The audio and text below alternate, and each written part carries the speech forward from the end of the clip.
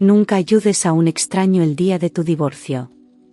Ese fue el peor consejo que nadie me dio jamás, porque si yo hubiera seguido esa regla, mi vida sería completamente diferente ahora. Y no de la manera que piensas. Esa mañana de octubre me levanté a las 5:30. No porque quisiera, sino porque no había dormido en toda la noche. Las sábanas estaban empapadas de sudor. Mis manos temblaban mientras me preparaba un café que sabía que no iba a tomar. Hoy era el día. Después de 8 meses de batallas legales, mentiras, y noches llorando hasta quedarme sin lágrimas, finalmente iba a terminar. Mi matrimonio de 6 años iba a convertirse en un pedazo de papel firmado por un juez. Me puse el vestido azul marino que había comprado específicamente para esta ocasión. Nada elegante. Nada que llamara la atención. Solo algo que me hiciera sentir como si tuviera el control, aunque por dentro estaba completamente destrozada. Me miré al espejo y casi no reconocí a la mujer que me devolvía la mirada. Tenía ojeras profundas. Había perdido casi 10 kilos en los últimos meses. Mi cabello, que antes era mi orgullo, ahora colgaba sin vida sobre mis hombros. El autobús llegó 5 minutos tarde. Típico. Como si este día no pudiera ser más estresante. Me subí y busqué un asiento cerca de la parte trasera. El autobús estaba medio lleno. Gente yendo al trabajo, estudiantes con los ojos pegados a sus teléfonos, y algunas personas mayores que probablemente iban al mercado o al médico. Me senté junto a la ventana y apoyé mi cabeza contra el vidrio frío. Cerré los ojos por un segundo, tratando de calmar los latidos de mi corazón. Entonces lo escuché. Un golpe seco. El sonido de algo cayendo al suelo. Abrí los ojos y vi a un anciano de pie en el pasillo del autobús, agarrándose del poste con una mano temblorosa. Su bastón había caído y rodaba hacia la parte delantera del autobús con cada movimiento del vehículo. Tenía que ser mayor de 70 años. Tal vez 80. Llevaba un traje gris que había visto mejores días, pero estaba limpio y bien planchado. Sus zapatos estaban gastados pero lustrados. Y sus ojos, había algo en sus ojos. Una tristeza profunda mezclada con dignidad. Nadie se movió. Todas esas personas mirando sus teléfonos, o mirando por la ventana, o fingiendo que no veían nada. Es increíble cómo la gente puede volverse invisible cuando no queremos lidiar con sus problemas. Me levanté sin pensar. Mis piernas se movieron antes de que mi cerebro pudiera detenerlas. Caminé hacia el frente del autobús, esquivando mochilas y bolsas de compras, y recogí el bastón justo antes de que rodara debajo de un asiento. Me di la vuelta y se lo entregué al anciano. Gracias, señorita, me dijo con una voz suave pero firme. Tenía un acento que no pude identificar de inmediato. Tal vez europeo. Tal vez de alguna región que ya no existe en los mapas. No hay problema, le respondí, y le ofrecí mi asiento. Él dudó por un momento, como si aceptar fuera admitir una debilidad. Pero finalmente asintió y se sentó lentamente, con cuidado, como si cada movimiento le doliera. Me quedé de pie, agarrada del poste, mirando por la ventana mientras el autobús seguía su ruta. Pensaba en lo que me esperaba en unas horas. La sala del tribunal. Las miradas frías del abogado de mi esposo. La forma en que Marcos iba a sentarse ahí, probablemente con esa sonrisa arrogante que había aprendido a odiar. La forma en que iba a mentir, como siempre lo hacía. ¿Vas al centro?, me preguntó el anciano de repente. Lo miré sorprendida. Sí. Al tribunal. Él asintió lentamente, como si eso explicara algo. Yo también voy al centro. ¿Es algo importante? No sé por qué le respondí. Tal vez porque sabía que nunca lo volvería a ver. Tal vez porque necesitaba decírselo a alguien, a quien fuera. Es mi divorcio. La audiencia final. El anciano me miró con esos ojos tristes y sabios. No dijo nada por un momento. Luego habló.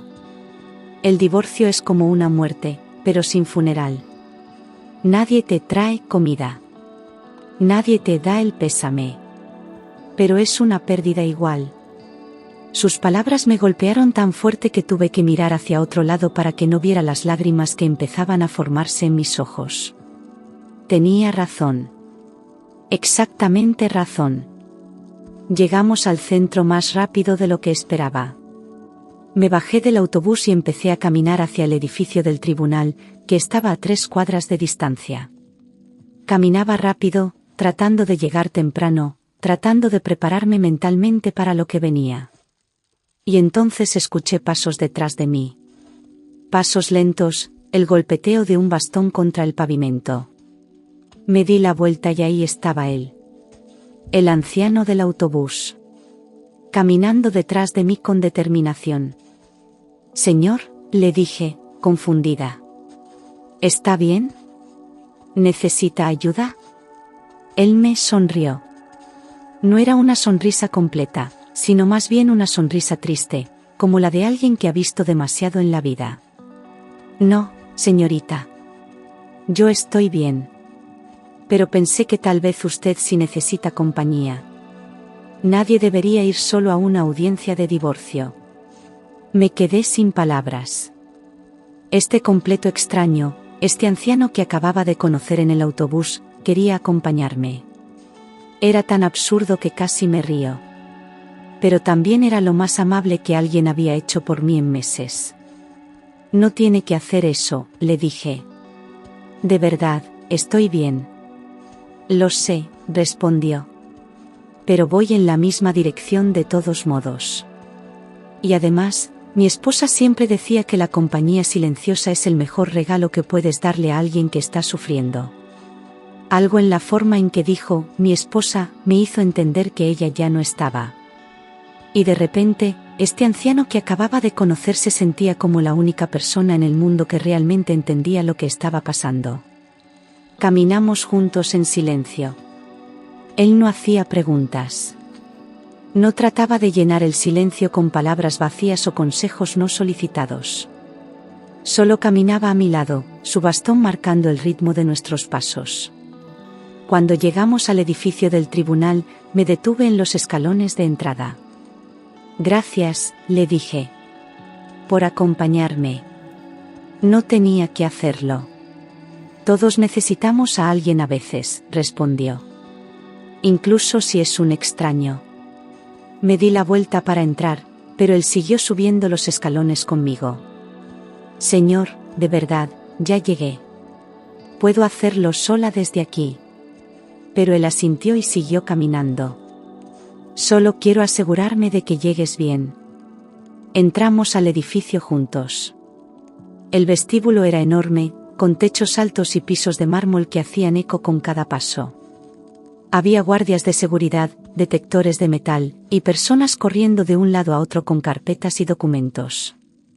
Todo se sentía frío e impersonal. Pasamos por seguridad y caminamos hacia el elevador. Mi audiencia era en el 5º piso, sala 203. El anciano entró al elevador conmigo sin decir nada. Presioné el botón del 5º piso. Él no presionó ningún botón. Cuando las puertas se abrieron, salí y él me siguió. Caminamos por el pasillo hasta que vi el número de la sala. Ahí estaba. Sala 203. Y. Parado afuera, hablando con su abogado, estaba Marcos. Marcos. Mi esposo. Bueno, pronto ex esposo. El hombre con el que me había casado pensando que íbamos a envejecer juntos. El hombre que había prometido amarme en la salud y en la enfermedad, en la riqueza y en la pobreza. El hombre que me había engañado con su secretaria durante 2 años antes de que yo finalmente descubriera la verdad. Llevaba puesto ese traje negro caro que le había comprado para nuestro aniversario. Su cabello estaba perfectamente peinado. Lucía confiado. Arrogante. Como si esto fuera solo otro día de negocios para él. Entonces me vio. Y vio al anciano que caminaba a mi lado. El cambio en su rostro fue instantáneo. La confianza desapareció. Sus ojos se abrieron como platos. Su cara, que segundos antes había estado relajada, se puso completamente pálida. Blanca como el papel. Vi cómo su mano temblaba mientras trataba de mantener el equilibrio apoyándose en la pared. «Marcos», dijo su abogado, preocupado. «¿Estás bien? Te ves como si hubieras visto un fantasma». Marcos no respondió. No podía apartar la mirada del anciano que estaba parado junto a mí. Sus labios se movían, pero no salía ningún sonido. Parecía que estaba tratando de decir algo, pero no podía encontrar las palabras. El anciano lo miró. No dijo nada. Solo lo miró con esos ojos tranquilos y sabios. ¿Qué está haciendo usted aquí?, finalmente logró decir Marcos. Su voz era apenas un susurro ronco. Miré al anciano, completamente confundida. Luego miré a Marcos. ¿Se conocen? Marcos tragó saliva con dificultad. Pude ver el sudor comenzando a formarse en su frente. Él es. Soy Roberto Valdivia, dijo el anciano con calma. El padre de Carolina. El mundo se detuvo. Carolina. Ese nombre. Yo conocía ese nombre. Carolina era la secretaria con la que Marcos me había engañado. La mujer por la que había destruido nuestro matrimonio. La mujer 20 años más joven que yo, con la que había estado saliendo a escondidas durante 2 años mientras yo trabajaba turnos dobles en el hospital para ayudar a pagar sus deudas de la universidad. Pero Carolina había muerto. 6 meses atrás. Un accidente de coche. Eso fue lo que me habían dicho. Que había muerto instantáneamente. No entiendo, dije, mirando entre el anciano y Marcos. ¿Qué está pasando aquí? Roberto me miró con gentileza. Señorita, lamento mucho que tenga que enterarse así. Pero creo que hay cosas que necesita saber sobre su esposo. Cosas que explican por qué mi hija está muerta. Marcos retrocedió como si le hubieran dado un puñetazo. No puedes, no tienes pruebas de nada.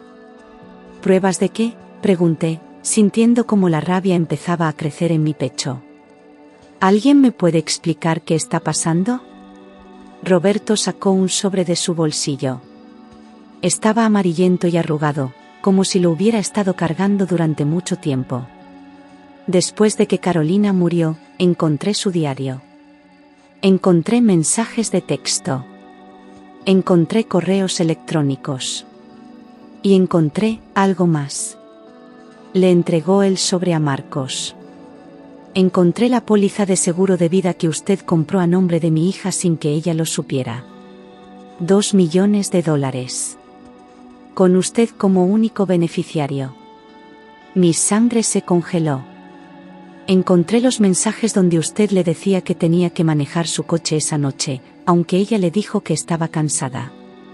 Encontré las fotos del mecánico que mostró que los frenos del coche habían sido manipulados. Encontré los registros bancarios que muestran que usted pagó $20.000 en efectivo a alguien 2 semanas antes del accidente. Marcos empezó a retroceder hacia el elevador. Estás loco. Estás inventando todo esto porque no puedes aceptar que tu hija murió en un accidente. La policía no está inventando nada, dijo Roberto con calma. Porque les di toda esta información hace 3 meses. Y han estado investigando desde entonces. Construyendo un caso. Esperando el momento correcto. Como si lo hubieran llamado, el elevador se abrió y salieron 2 detectives. Los reconocí de las noticias. Eran del departamento de homicidios. Marcos Fuentes, dijo uno de ellos, sacando sus esposas. Está bajo arresto por el asesinato de Carolina Valdivia. Todo pasó tan rápido. Marcos trató de correr, pero no llegó muy lejos. Los detectives lo atraparon, lo esposaron, y empezaron a leerle sus derechos mientras él gritaba que todo era un error, que él no había hecho nada, que esto era una conspiración. Yo solo podía quedarme ahí parada, viendo cómo se llevaban al hombre con el que me había casado. El hombre que pensaba que conocía. El hombre que no solo me había engañado, sino que había asesinado a su amante por dinero del seguro. Roberto se acercó a mí y puso su mano en mi hombro. Siento mucho que tuvieras que descubrirlo así. Pero cuando te vi esta mañana en el autobús, cuando mencionaste que venías aquí para tu divorcio, supe que tenía que estar aquí. Sabía que él estaría aquí. Y sabía que finalmente iba a obtener justicia para mi hija. Las lágrimas comenzaron a caer por mis mejillas. No eran lágrimas por Marcos. Eran lágrimas por Carolina. Por este anciano que había perdido a su única hija. Por todos los años que había desperdiciado con un hombre que resultó ser un monstruo. ¿Por qué no me lo dijiste en el autobús?, le pregunté. ¿Por qué no me dijiste quién eras? Porque necesitaba estar seguro, respondió.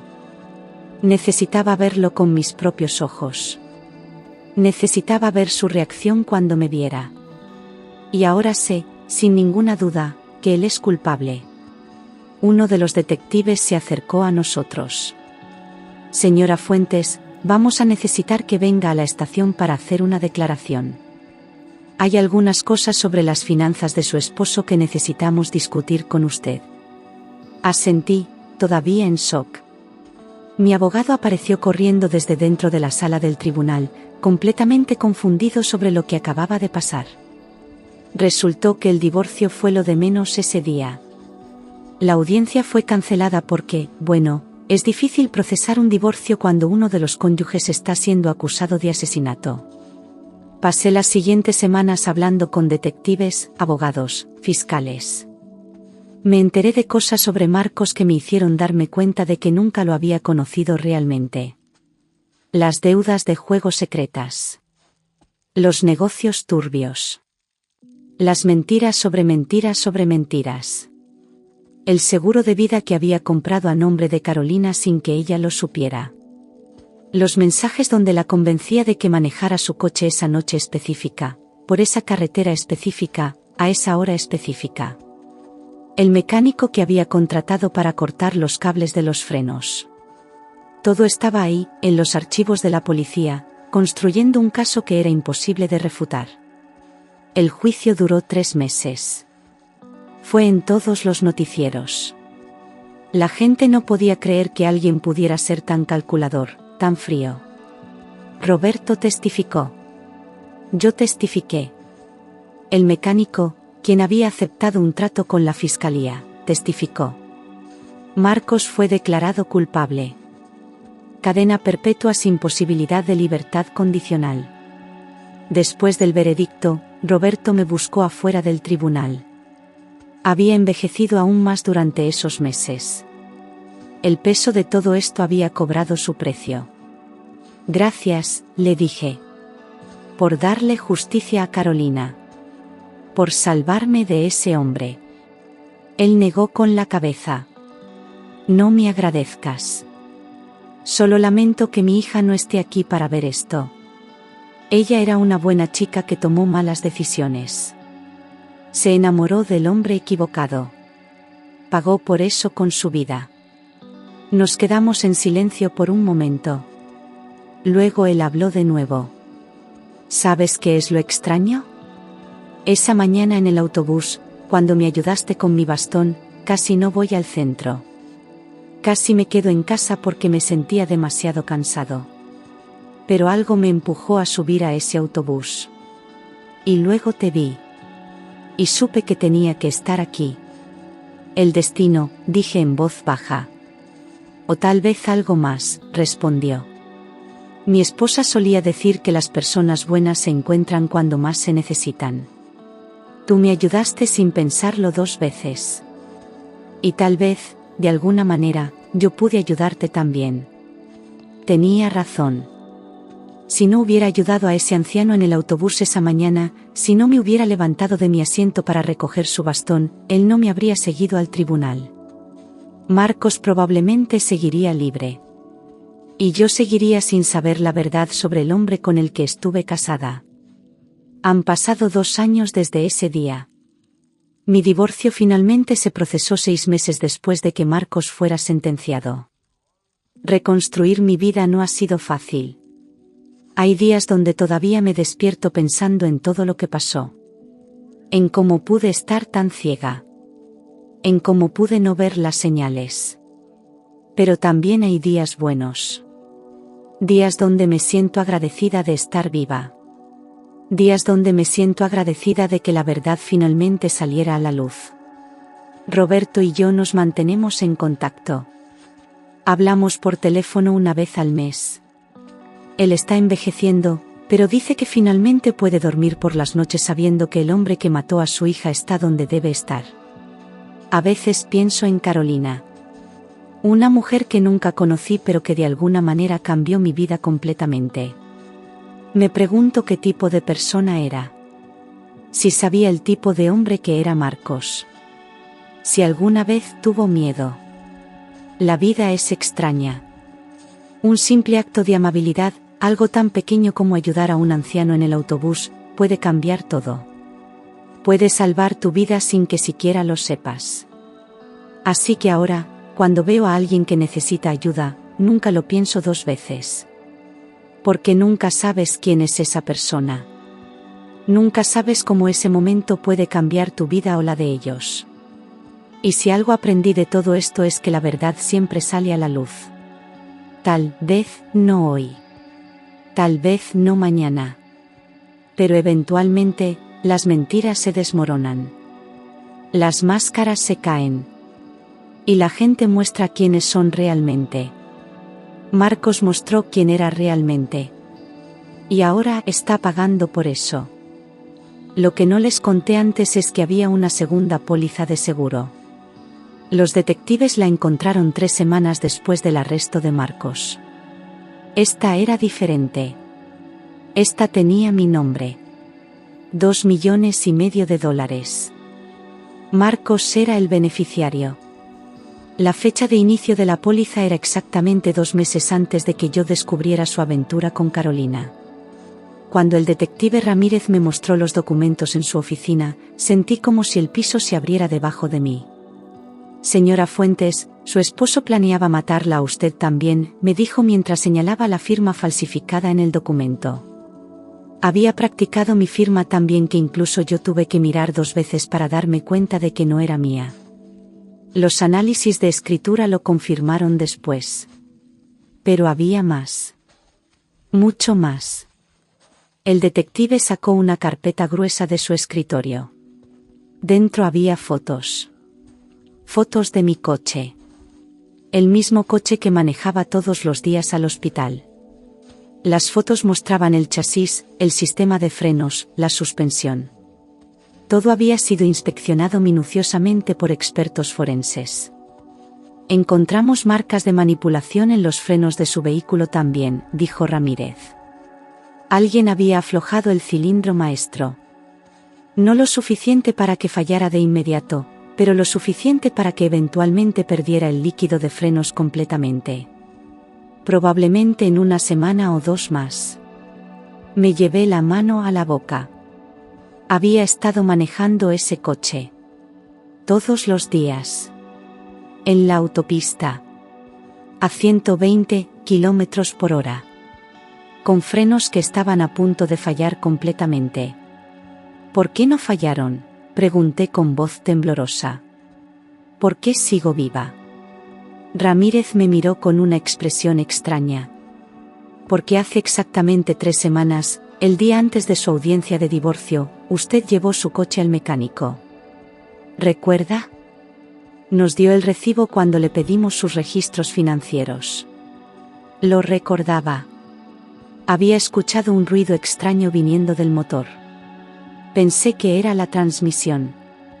El mecánico revisó todo el coche y me dijo que había un problema grave con los frenos.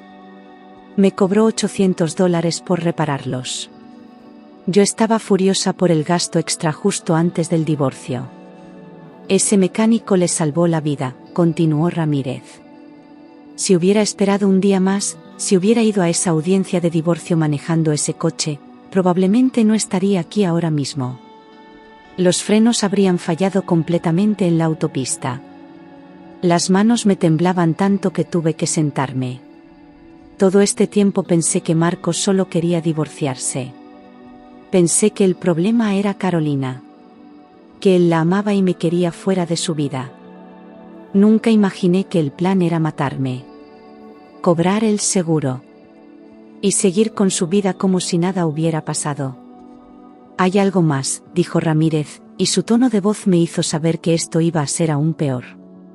Sacó otro documento. Era un registro médico. Mi registro médico. Del hospital donde yo trabajaba. Su esposo accedió a sus registros médicos usando su información de empleado del hospital. ¿Sabía que él tenía acceso? Negué con la cabeza. Marcos trabajaba en el departamento de finanzas del mismo hospital donde yo era enfermera. Tenía acceso a muchos sistemas, pero nunca pensé que usaría ese acceso para revisar mis expedientes privados. Él sabía que usted toma medicamento para la presión arterial, continuó Ramírez. Y encontramos evidencia de que compró pastillas falsas. Pastillas que se ven exactamente como su medicamento, pero que en realidad contienen algo completamente diferente. Algo que hubiera causado un ataque cardíaco si las hubiera tomado durante suficiente tiempo. Sentí náuseas. Corrí al baño de la oficina del detective y vomité. Cuando regresé, Ramírez me estaba esperando con un vaso de agua. ¿Cómo consiguieron toda esta información?, pregunté. ¿Cómo descubrieron todo esto? Roberto Valdivia, respondió. Después de que encontró el diario de su hija y toda la evidencia sobre su muerte, contrató a un investigador privado. Ese investigador descubrió el patrón. Descubrió que su esposo había hecho esto antes. Mi corazón se detuvo. ¿Antes? ¿Qué quieres decir con antes? Ramírez abrió otra carpeta. Esta era aún más gruesa. Marcos estuvo casado antes. Hace 12 años. Con una mujer llamada Isabel Román. Ella murió en un accidente de coche 6 meses después de su boda. Los frenos fallaron. Él cobró $500.000 del seguro de vida. Nunca fue investigado porque pareció un accidente común. El cuarto empezó a dar vueltas. ¿Me casé con un asesino en serie? Técnicamente, necesitamos 3 víctimas para clasificarlo como asesino en serie, dijo Ramírez. Pero sí. Su esposo ha estado haciendo esto durante años. Casa con alguien. Saca pólizas de seguro. Planea su muerte. Cobra el dinero. Y desaparece para empezar de nuevo en otro lugar. ¿Por qué yo entonces?, pregunté. ¿Por qué no funcionó conmigo? Porque usted pidió el divorcio primero, explicó Ramírez. Cuando descubrió su aventura con Carolina, cuando le pidió el divorcio, usted aceleró su línea de tiempo. Él no estaba listo todavía. Por eso mató a Carolina primero. Ella sabía demasiado. Y después iba por usted. Pero Roberto lo descubrió justo a tiempo. Las piezas finalmente encajaban. La razón por la que Marcos había peleado tanto el divorcio. La razón por la que sus abogados seguían retrasando las audiencias. No era porque me amara. No era porque quisiera arreglar nuestro matrimonio. Era porque necesitaba tiempo para planear mi muerte y hacer que pareciera un accidente. Y, ¿sabes qué es lo más aterrador de todo?, continuó Ramírez mientras cerraba las carpetas. Encontramos un cuaderno en la casa que compartían. Tenía fechas, horarios de tus turnos en el hospital, las rutas que tomabas, incluso los nombres de tus amigas y familiares. Había planificado exactamente cómo iba a actuar devastado en tu funeral. Había escrito un discurso completo. Lágrimas ensayadas. Todo calculado. Incluso tenía reservaciones de avión para 2 semanas después de tu supuesta muerte. Un boleto de ida a las Bahamas, donde no hay extradición. Iba a desaparecer con el dinero y empezar de nuevo con otra identidad que ya tenía preparada. Roberto me visitó una última vez antes de que su salud empeorara demasiado. Me trajo una caja con las cosas de Carolina que pensó que yo debería ver. Entre ellas había un diario donde Carolina había escrito sobre sus dudas sobre Marcos. Él me da miedo a veces, había escrito 3 semanas antes de morir. La forma en que habla de su esposa. Es como si ya estuviera planeando una vida sin ella. Me pregunta cosas extrañas sobre seguros, sobre accidentes, sobre cómo la gente muere sin que nadie sospeche. Creo que estoy enamorada del hombre equivocado, pero ya es demasiado tarde para salir. Ella había sabido. En algún lugar profundo, ella había sabido que algo estaba mal. Pero el amor la había cegado, igual que me había cegado a mí. Ahora vivo cada día diferente. Miro a las personas con más cuidado. Confío en mis instintos. Y cada vez que paso por esa parada de autobús donde conocí a Roberto, pienso en cómo un simple acto de bondad salvó mi vida de maneras que nunca imaginé. Marcos cumple cadena perpetua en una prisión de máxima seguridad. Los otros presos saben lo que hizo. Saben que mató mujeres por dinero. Me dicen que no lo están pasando muy bien allí dentro. Y honestamente, no siento ni una pizca de lástima. Algunas personas son monstruos con máscaras humanas. Y yo estuve casada con uno durante 6 años sin siquiera saberlo. Suscríbete si quieres más historias como esta.